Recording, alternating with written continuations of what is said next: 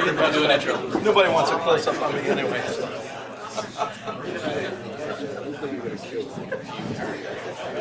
Well, good afternoon, everybody. Did everybody enjoy lunch? Yeah. Is everybody having a good time at BSides Augusta today? Yeah. Awesome, good stuff. Glad to hear it. I wanted to very quickly say thank you again to all of our sponsors. First and foremost is Georgia Regis University, Hull College of Business, for the beautiful facilities and everything else they provided for us today. So, a round of applause for their We're very appreciative of how they work with us, and for all of our other sponsors, Mandiant, EDTS, SANS, Trusted Sec, Sophos, Security Only Solutions, Startup Augusta, RSI, Southward, Tenable, Alpha Networks, Dualcomm Technology, Hack5, Syngrass, Snowstar Express, Rural Technology Fund, Fail, and, oh, by the way, I want to say a special thank you to Mr. Adrian Crenshaw, who is like the world's best InfoSec videographer. So, give him a round of applause. We said this year we want to have the world's best videos, so we have to have this guy, whatever it takes. So, we're very thankful to have him here today. I'm very privileged to introduce our next speaker. He is truly an expert when it comes to advanced persistent threat. He has dealt with APT for a long, long time, and he is truly an expert when it comes to incident response. So please join me in welcoming Mr. Tim Crothers. Well, thank you for those kind words. So they gave me the enviable after-lunch session. So my task today is going to be keeping you awake. So I do walk around a little bit. I'll warn you about that right now.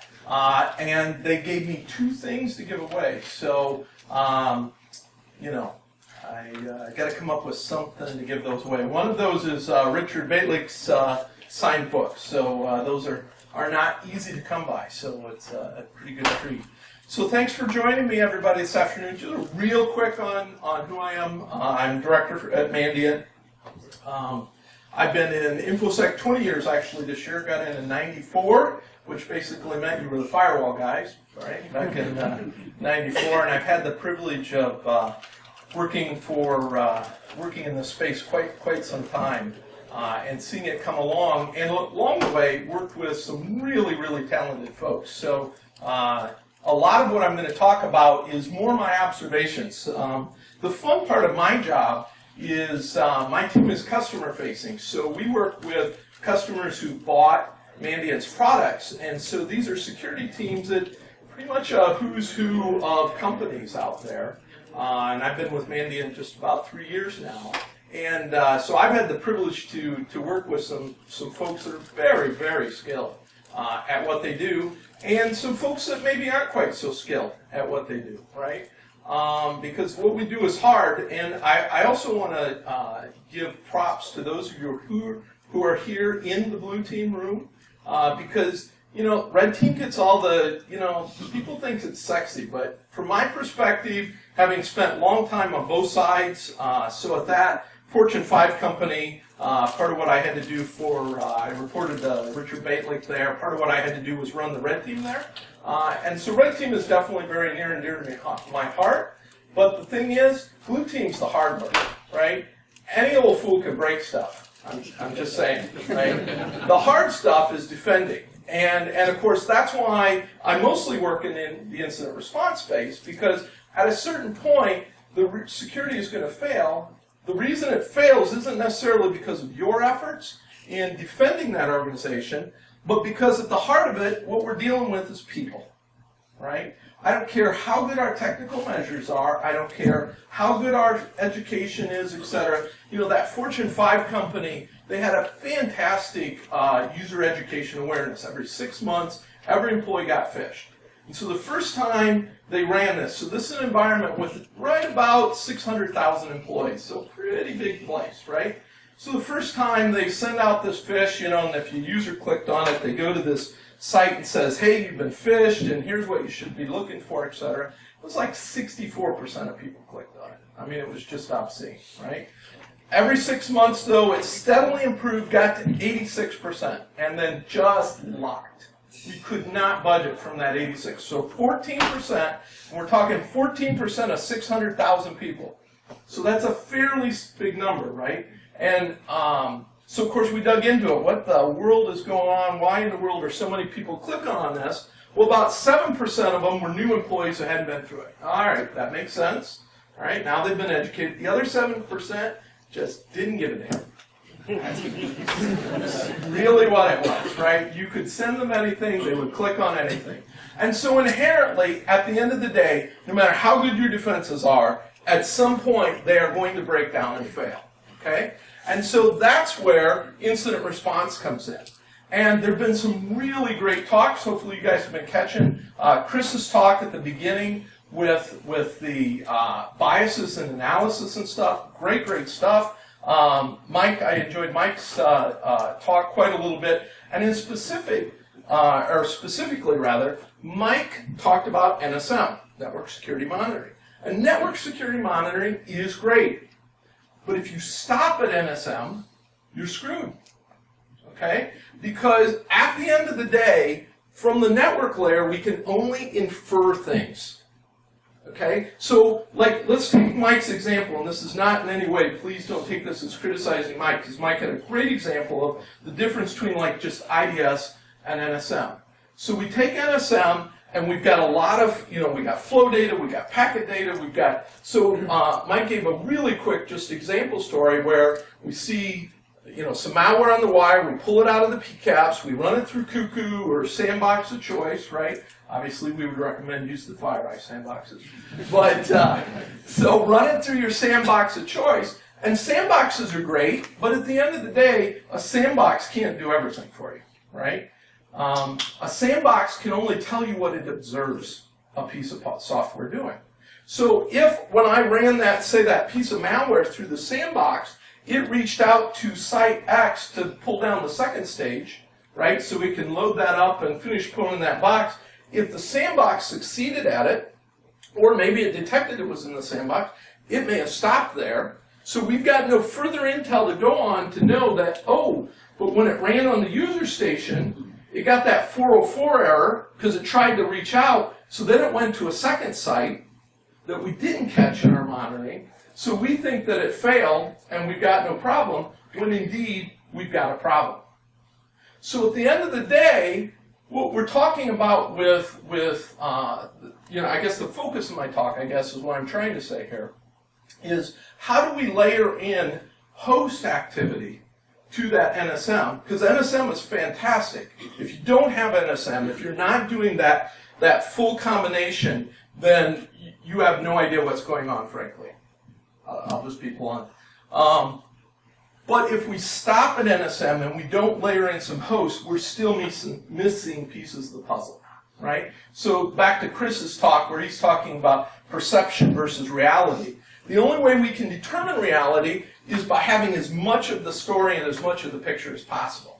So if we don't have those other pieces, then we're trying to make an analysis based upon limited information. So if we stop at just IDS and we don't have full NSM, we got essentially nothing to work off of. With NSM, we're much closer. We're probably 80% of the way there. And probably 80% of the time, that might be completely enough. But what about that other 20%, right?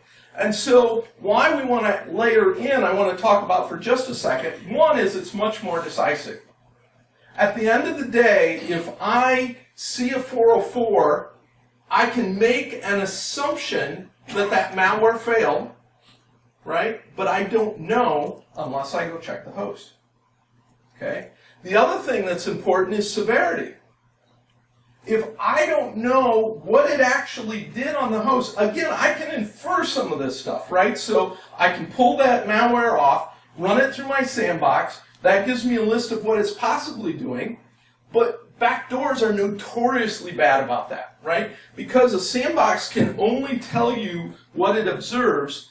If a backdoor instantiates, the sandbox has got no way of recording it being given directions by the bad guy at the other end, right? So without that piece of it, we're just, again, making a guess at severity, right? Ultimately, I think resources is a big play of this. So I've been in this, so I've been in IT well over 30 years now, and mostly in management for the last several years. So I haven't completely let my tech skills atrophy, thankfully. But the resources, right?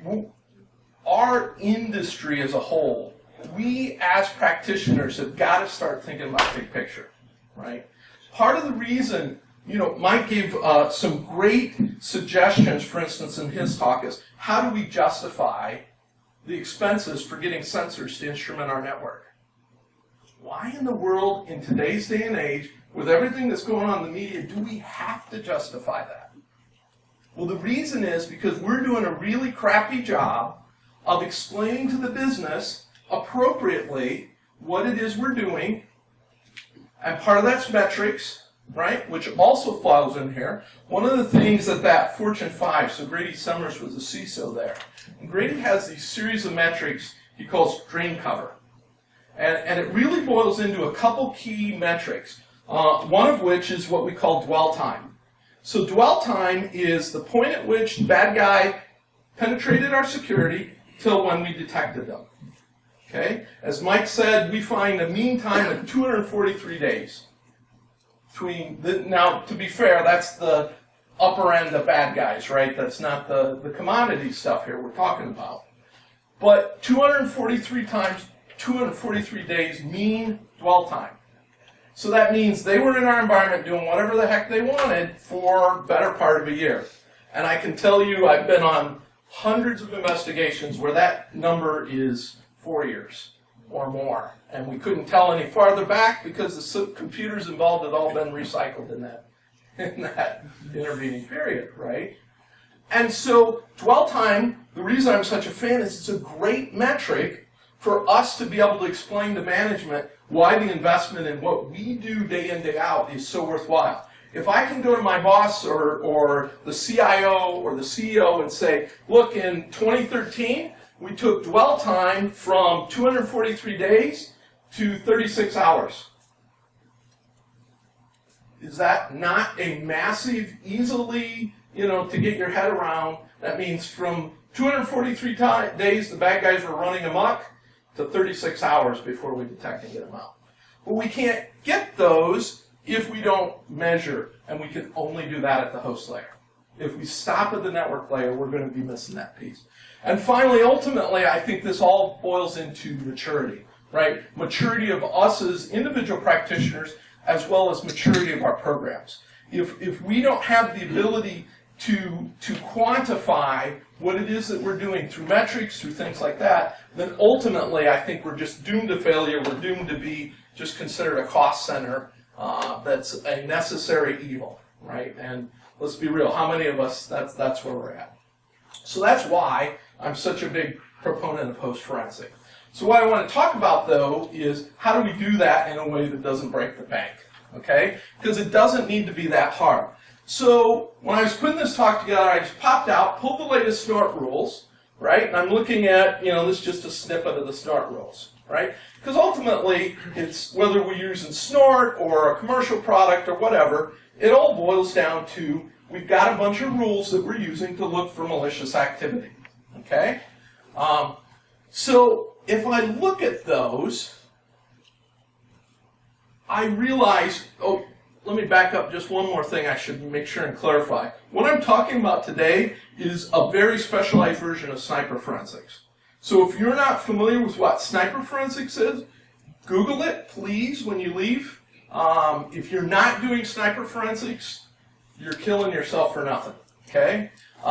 What I'm talking about here today is we're dialing in sniper forensics to be more precise, okay? Specifically in the context of I'm running a SOC and I've got these event sources coming at me, which of course are going to be more than just SNORT signatures, to be sure. But I've got these sources coming at me, I'm running NSM, I'm evaluating them. How do I fold that host layer in? So if I really boil those signatures down, I realized they fall into one of two categories. Either it's something that's telling me that an exploit was attempted, or it's something telling me that I have an active compromise. all those detections that we use boil down to those two things.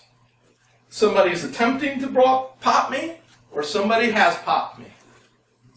Well, if we step back and look at it at that higher level, broader context, then our job actually becomes easier, right? Because all I need to determine in the context of my SOC situation then, at that host is, did it work, if it's an exploit, or does it exist, if it's something that's an active compromise.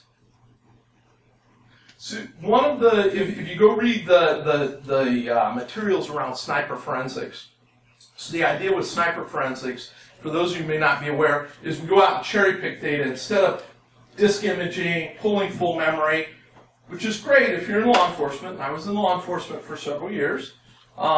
You know, and if I've got to stand up and testify in a court of law, I absolutely want a full disk image and a full memory capture, right? Because somebody's going to be potentially sitting behind bars for a long time based upon the conclusions of my analysis. But, right, that's not what we're doing in the SOC. That's not what we're doing in the SOC. So with sniper forensics, we go out and cherry pick. And the key thing to being successful, I would argue with all forensics, but especially sniper forensics, is asking the right questions. And so within the context of us doing quick host investigations, we can boil that down to two questions. Did it work, if it's an exploit, or does it exist, if it's something that's active? Making sense so far still? I'm seeing a couple nods, okay? And if people have got questions, throw out questions. I have my questions. I love questions. Because otherwise I'll have to start picking on people. So you don't want that. So then let's start at the host layer. What do we got to work with? And it's specifically, I'm really interested in what can I work with that I can get quickly. Okay? Because again, ideally, what I'm doing is some people have dubbed enterprise security monitoring. Right? I'm taking that NSM model and I'm just adding a host layer to it. Right? Where I'm now looking at that host and going, okay, did that exploit work? Does that piece of bad that I'm saying is active in my environment really exist there? Okay? So we've got URL history. That's an easy one, right? Pulls really quick from hosts. And that'll tell us, oh, yep, they went to that download, because no matter how good we monitor, how good we instrument our networks, there's always gaps, right? That large environment, one of the things we did was one of the devs on our team, he wrote this cool thing that ran, every host once a month would have to do this check-in process, and called health check.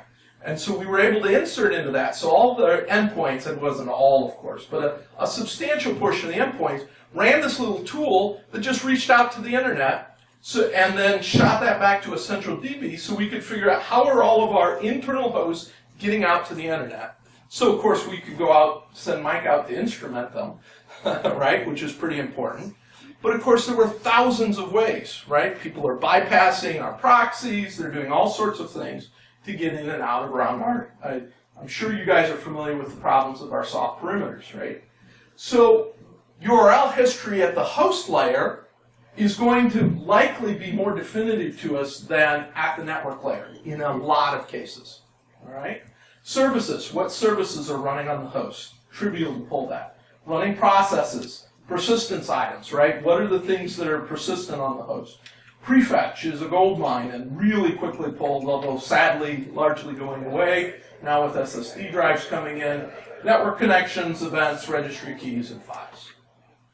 All of those things can be snagged from hosts very, very quickly and can tell us, answer those two questions almost always, almost definitively, and generally in 5 minutes or less. Okay? So then, we need a way to go about doing that. So how do we go about getting at that data on the host? Well, of course, there are commercial products to do that. But I'm not a sales guy. I'm an engineer. So it really boils down to one of two things, or ideally, a combination of the two. We can either pre-record the activity on the host, so capture it in some way as it's happening on the host, so that we can just go look at it, or we can go and gather it after the fact, right? Classic forensics types of approach. The ideal is a combination of the two. And the cool thing is there's a couple really, really strong tools, not open source, but both free, that will do this very, very effectively for us. So let's start with recording. So I've got a couple VMs here. So this is, just before I dig in, so if you haven't been keeping up with sysinternals, shame on you. Sysmon, Rasinovich has been just really doing some cool stuff with the sysinternals things. Sysmon now has the ability to run as a service on our host, very, very small footprint in our endpoint. And what I do in these situations, so I install it, I typically go for MD5. Obviously, MD5 is not nearly as strong a hash as SHA-1 and SHA-256. But everybody's got piles of MD5s that I can look up in. So it's just a little more convenient from that perspective. Notice here there's a couple really cool options. N-N log network connections. Every time an executable fires, Sysmon will just put a simple little event log entry into the host, into the event logs on the host with what application, process ID, and all of the socket information for us. Okay? The other thing that's fantastic about it here is the -C, or H if you modify it. So we specify an algorithm, so I usually use, like I said, MD5. Every process that runs, as the process executes, Sysmon just does a quick MD5 of it, stamps it in the event log. This process ran with this process ID. Oh, and here were the command line parameters for it. Something that's basically not accessible in anywhere else except in 2012 R2. Okay? And because this all goes into the event log, it's trivial to pull it back, right? We can use event log, Windows Event Collector stuff to do it back if we want. And we don't have to pull it back real time. We can pull it back on demand, right?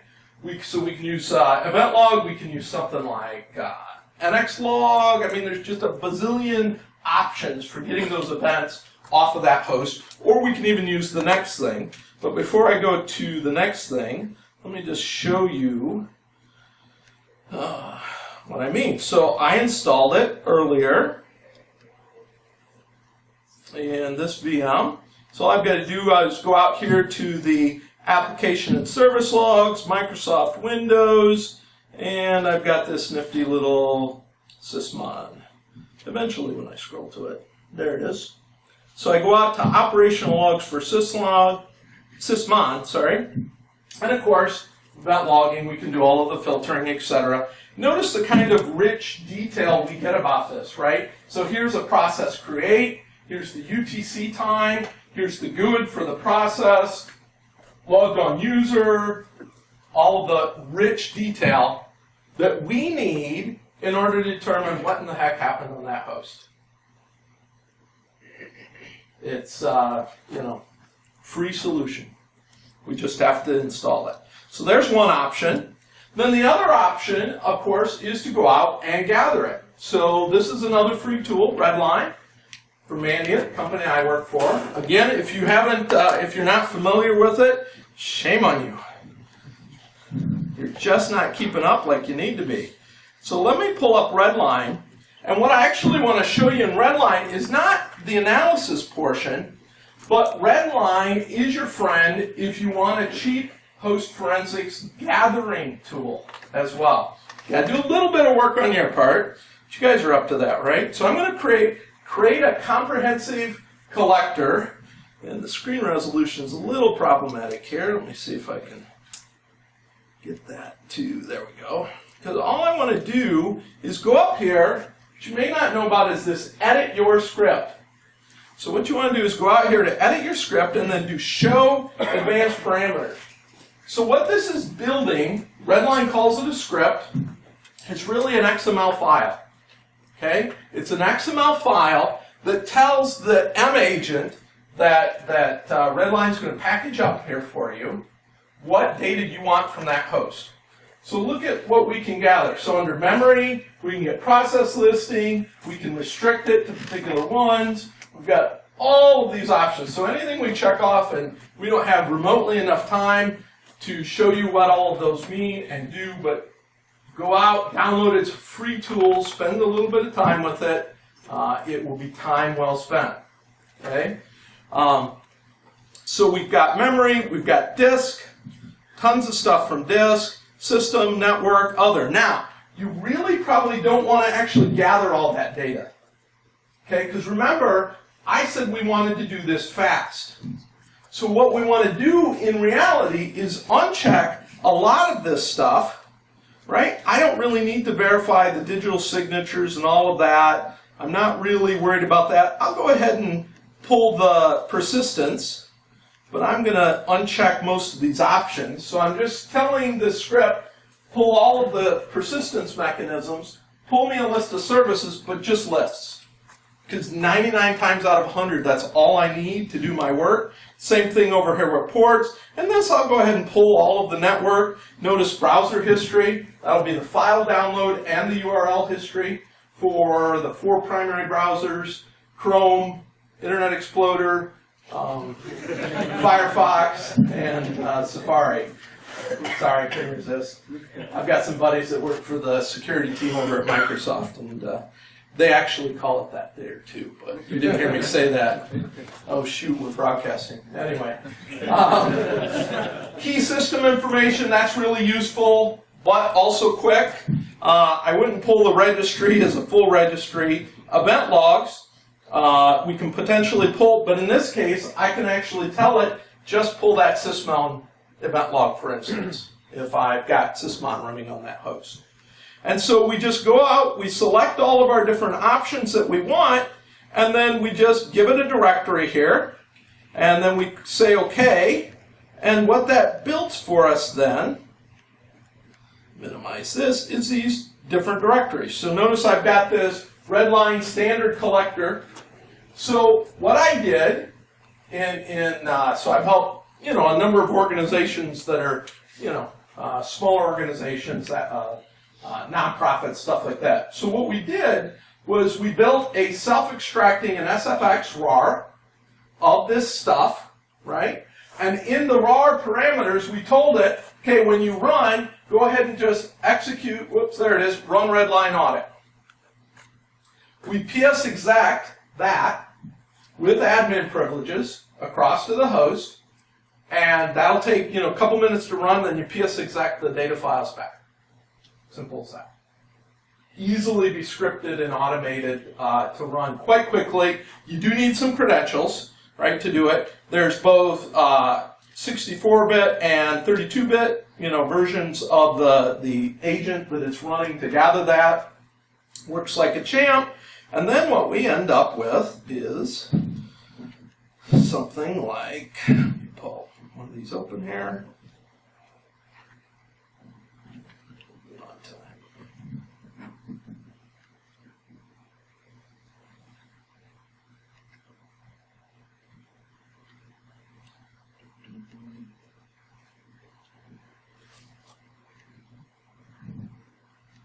I thought I hit it right there. Ah, there it is. I can get the right view. Sorry. Computers are so picky that way.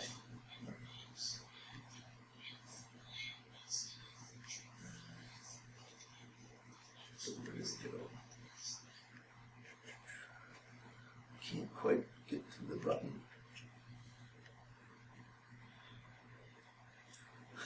It's right there below. You can probably adjust your resolution up. Yeah, that's a good idea. Hide the taskbar. Check your auto exec back home. I should. That might help, wouldn't it? Let's see if we can do a little higher resolution.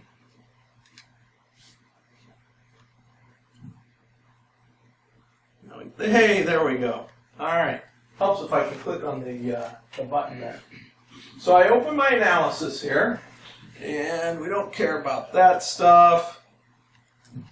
Let me open up my bar here over at the side. Notice what I've got. It's being cut off. Let me slide it over a little bit.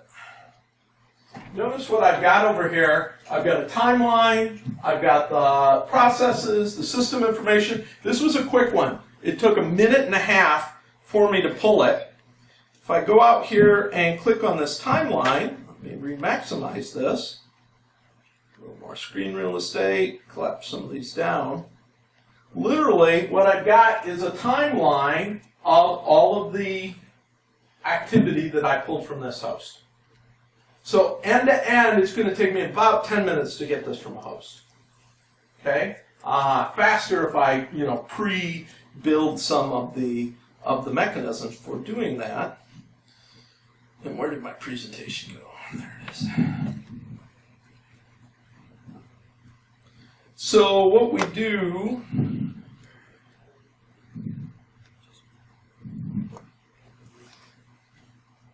There we go. So, as I said, SF, again, if you haven't been keeping up with PSExec, there's an option nowadays in PSExec where it will automatically set the flag for the administrator query. So you can auto-answer the yes, it's okay to escalate this to administrator. You still have to run it with administrator privileges, but the user won't get any kind of a pop-up box saying, hey, I need to do this. And this is all LR stuff. So you can run all of this, even if I checked all of those options off in Redline, you can run all of those on that host while the user is running the host. They won't, in 99% of the time, notice a thing. Right? Keep on working, and that mouse isn't going to be lagging, none of that kind of stuff. But obviously, verify that in your environment. Okay? So in terms of determination then, it becomes very, very straightforward for us. Okay? So in the case of exploit alerts, just start with the event time. So if my event, in my, whatever interface, be it Squeal, be it ArcSight, be it whatever, take that event time, start there. What was going on in that host at that point in time? And you're going to see, did those processes get created? What network activity was occurring? All of that will be right there on a silver platter for you. So you can make a firm determination then on whether the exploit fired or not, or whether it was just an attempt. In the case of presence alerts, just look for those particulars. So if I've got backdoor X that's supposedly running, look at the particulars for backdoor X. What ports is it using? What's the process name? Those sorts of things that it runs on, go look for those on the host. Right? Again, if we don't have that information, just fall back to time. Because at whatever point your alert, then if that really is going on, then there will be indications of it happening in the host layer. Now, to be clear, this is still not a panacea that solves every single one of our problems, right? Rootkits, so on and so forth. Although I will tell you the modules that the agent for Redline is using to gather processes is walking memory. It's not pulling just API. Very hard to hide from. Jamie Butler, the gentleman that runs our R&D group, is the B in HB Gary, which I don't think too many people would argue that Jamie's the king of rootkits. And then we just pivot, right? We pivot off of that information. Pivot is just another way of saying we do analysis, right? We look at what that's going on. Oh, that spawned this process, okay? I go look at that process. Oh, it created those registry entries. Okay, go look at those registry entries, right? We just pivot out from that data, right? It's very straightforward if we gather the right data. That's the key, is gathering that right data.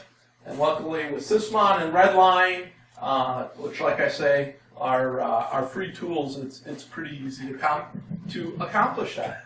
So in the end, what we end up with is a pretty straightforward way of adding the host layer to NSL. right? NSM is absolutely essential. I do not in any shape or form trying to reduce the strength of what NSM is to us. We've got to have that as a foundation. But without adding that host layer in as well, then we're still at the end of the day just inferring what happened ultimately, which is pretty conclusive inferring sometimes, to be clear. But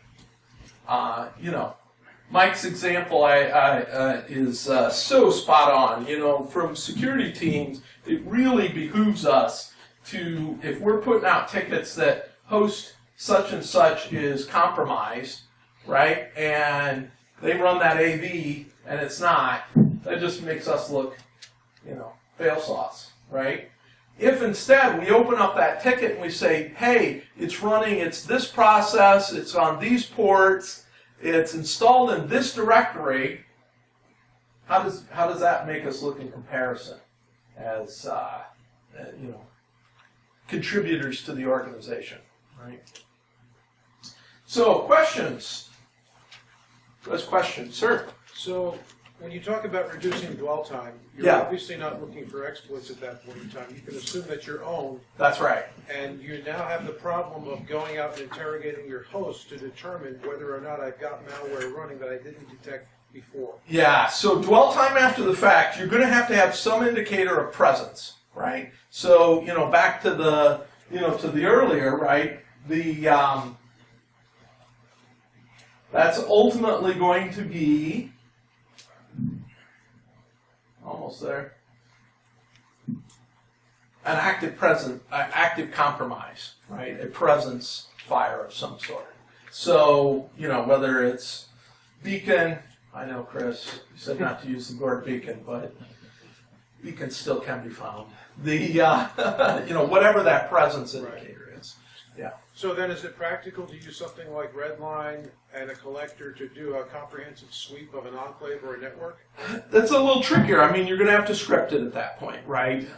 But, if you know Python, PowerShell, some of those, pretty trivial to add a little bit of scripting layer on top of that. I mean, that's where the commercial products really come into their play, of course, right, is to take some of that pain and effort out of that. But, yeah, it absolutely can be done. That Fortune 5 company that he has a manual LR script that is run manually, right? So it absolutely can be done. You had a question, sir? Yeah, it sounds like you're the right person maybe to ask this. The question became with Redline. Yeah. Once they were bought with FireEye, what's the commitment then to keeping that a free sure. product? It is. Commitment is still there. They're still planning on developing it, releasing it. 113, 112 is current route. 113 should be out shortly. They're pretty committed to about every other month release cycle. They aggressively continue. So at least so far, they're definitely planning on continuing that. So no signs yet of that underlying agent that is underneath Redline is the same thing used in their commercial products and stuff. So lots of benefits, and frankly, we use it extensively internally as well. Sir. Do you have any recommendations in a non-Windows world for similar tools? Sure. Yeah, great question. So what about other hosts besides Windows? Well, actually, I would say it's easier in those, right? So in those cases, all of your X's, my Mac, those have all got syslog in one form or another.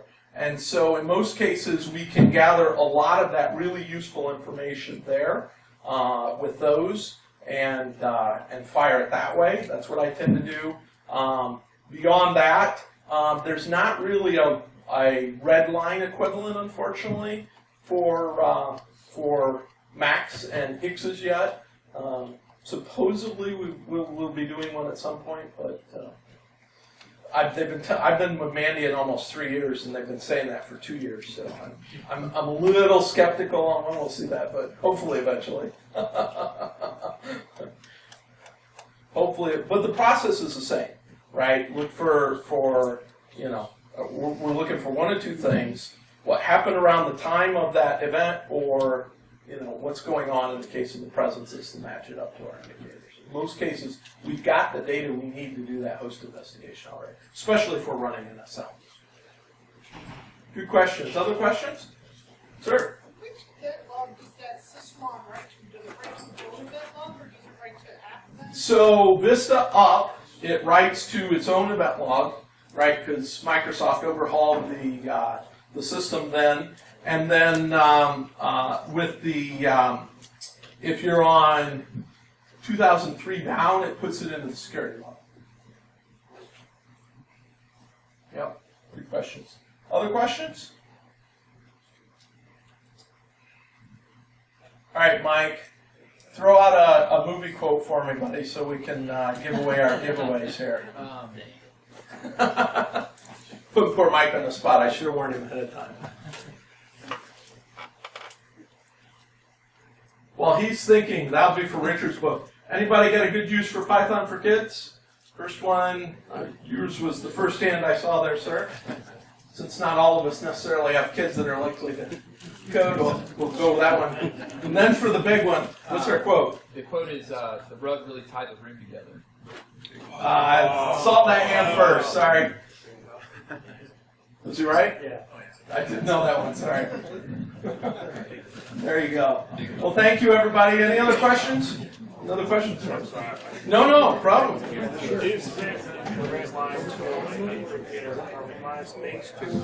It can use IOCs, yeah, so Redline does have the ability to process IOCs as well, but you can do it with or without IOCs. But you have another tool that's semi-free that does. Yes, yeah. There's a separate tool that will also search a host for IOCs, yeah. So, that would be potentially another approach. If you're using the OpenIOC format to generate, indicators around that, then you could go look just, and potentially even automate it. It's theoretically possible that we have companies out there doing that, but I can't name names. So did I see another question over here? All right, thank you for your attention and staying awake after lunch, and another session here in about 15 minutes.